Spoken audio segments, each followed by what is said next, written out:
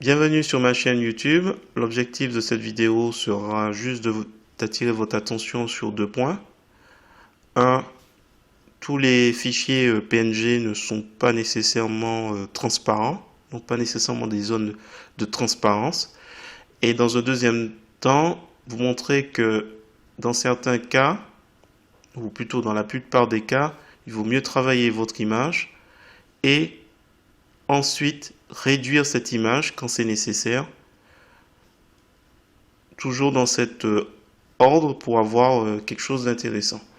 Donc vous verrez donc ce que j'ai fait. Donc il y en a un qui est moins bien réussi que l'autre et vous verrez en fait grâce à cette vidéo la différence. Si vous trouvez mes explications intéressantes, je vous remercie de me mettre un pouce vers le haut et de me laisser un commentaire et n'hésitez pas également à vous abonner à ma chaîne pour voir d'autres contenus de ce genre. Et sur ce, je vous souhaite un bon visionnage. Alors c'est parti, nous voici sur GIMP, la version 2.10.32. Alors ce qu'on va faire, c'est aller tout de suite sur Pixabay. On va récupérer cette photo logo Pixabay. On n'oublie pas de cliquer sur le bouton j'aime. On clique sur télécharger gratuitement. Et on va prendre la dimension 1920 par 1080. On clique sur télécharger. Donc là, il va le télécharger. Je mets dans le dossier téléchargement. Vous pouvez me mettre ailleurs. On clique télécharger.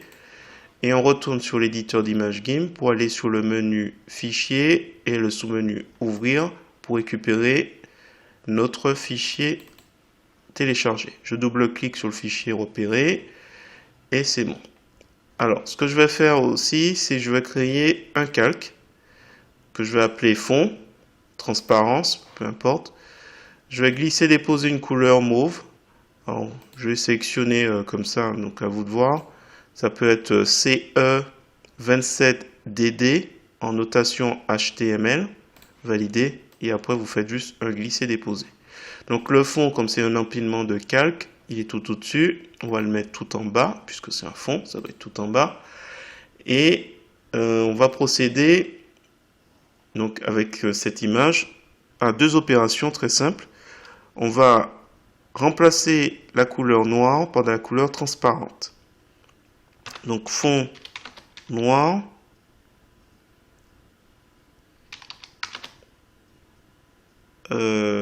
transparent, donc en gros on supprime, hein, et on va diminuer la taille, diminuer à 500 px de largeur. Donc là je mets beaucoup d'indications, je vais dupliquer ce calque. Et ce calque, il aura l'opération inverse. On va diminuer à 500 et le fond sera transparent. Alors, diminuer. Donc, 1, on diminue. Et 2, pas besoin de mettre le 1, mais premièrement, on diminue pour le dernier. Et le fond, on supprime le fond noir.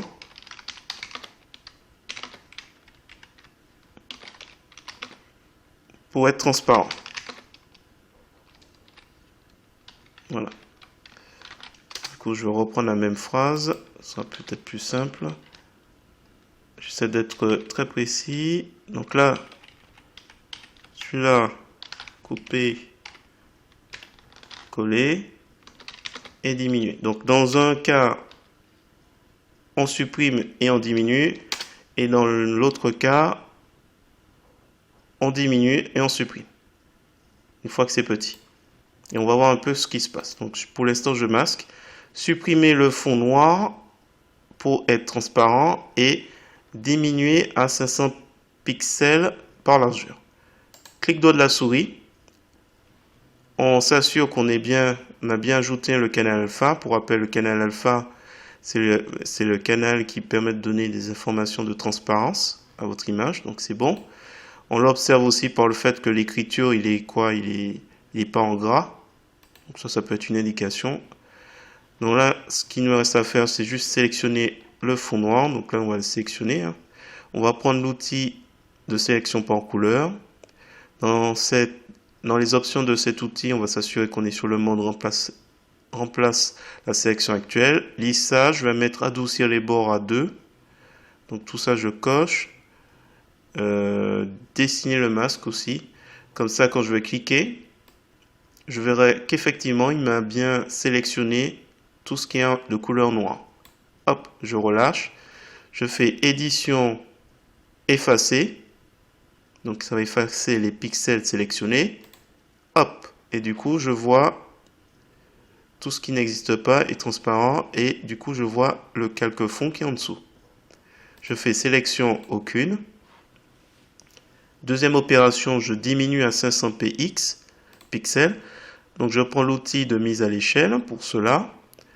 Dans les options de cet outil, je regarde si ça va bien transformer quoi le calque. Et le calque en question, c'est bien le calque supprime le fond qui est toujours actif.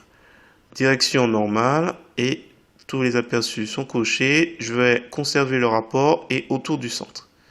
Je clique une fois, je change la largeur en 500, je clique ailleurs et il respecte la proportionnalité grâce au fait que la chaîne est mise et que conserver le rapport, par conséquent, est coché. Je valide en faisant mise à l'échelle. Je réaffiche celui qui est en haut. On passe à diminuer donc d'abord à 500 pixels. Donc je clique une fois.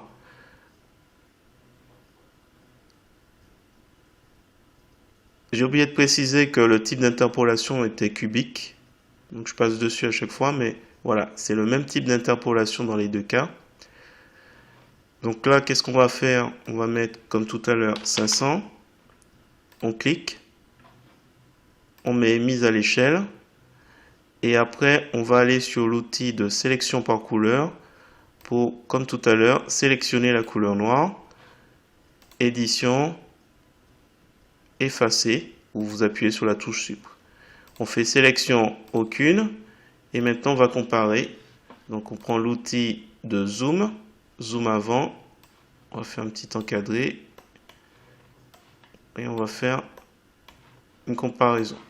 Donc là, on a diminué en pixels. On va mettre en haut, donc, le deuxième.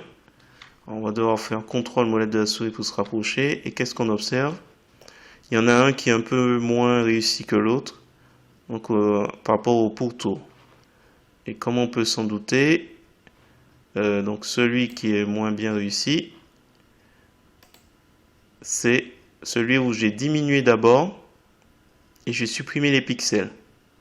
Alors que celui où j'ai supprimé d'abord les pixels et ensuite j'ai diminué, donc celui du bas, est beaucoup plus intéressant au niveau des contours.